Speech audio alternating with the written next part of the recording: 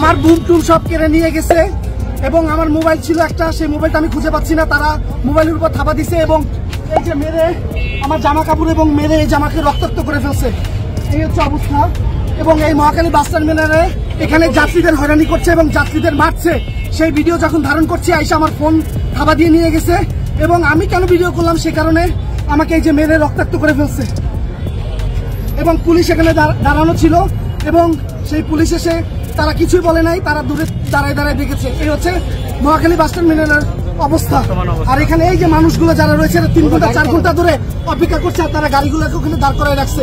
তারা এই মানুষদের ভোগান্তি করছে এবং সেই সাথে তারা বলছে যে অনেকে দাবি করছে যে ভাড়া নাকি দ্বিগুণ নিচ্ছে, এরকমও কিন্তু পরিস্থিতি এখানে দেখা যাচ্ছে।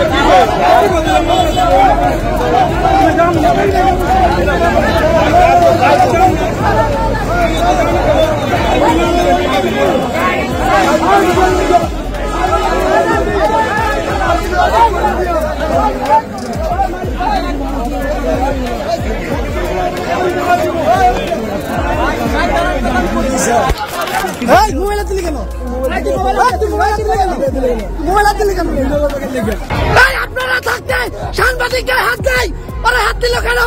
আপনারা থাকতে আপনারা থাকতে সাংবাদিকের গায়ে কেন হাত দিল? সাংবাদিকের গায়ে কেন হাত দিল?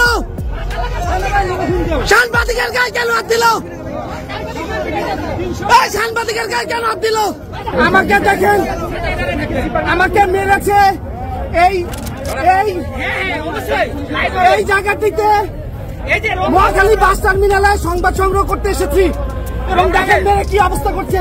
এখানে যারা রয়েছেন দায়িত্বে স্টাফরা, তারা যাত্রীদের গায়ে হাত তুলছে এবং তাদেরকে বিভিন্ন ভাবে হয়রানি করছে। আমি সংবাদ সংগ্রহ করতে আসাই আমার গায়ে এভাবে হাত তুলে এবং আমাকে মারছে এবং পুলিশরা ছিল এখানে, পুলিশরা নিশ্চুপ ছিল, পুলিশরা নিশ্চুপ ছিল এবং সেই ক্ষেত্রে এখানে যারা স্টাফরা রয়েছে তারা আমার গায়ে হাত তুলছে এবং আমি এর সুষ্ঠু বিচার চাই। কেন গণমাধ্যমের গায়ে হাত দিল? সংবাদ সংগ্রহ করতে আসা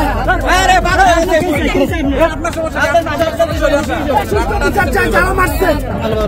আমরা আছি মহাখালী যে বাস টার্মিনাল রয়েছে সেখানে এবং এখানে পুলিশ থাকা অবস্থায় যাত্রীদের গায়ে হাত তুলছে এবং সেই তথ্য ধারণ করাতে গণমাধ্যমের উপরে হামলা করেছে। এখানে যারা দায়িত্বে যারা কর্মকর্তা এবং এখানে যারা বাসের দায়িত্বে যারা রয়েছেন এবং পুলিশ সদস্যরাও এখানে রয়েছেন, কেউ এসে কোনো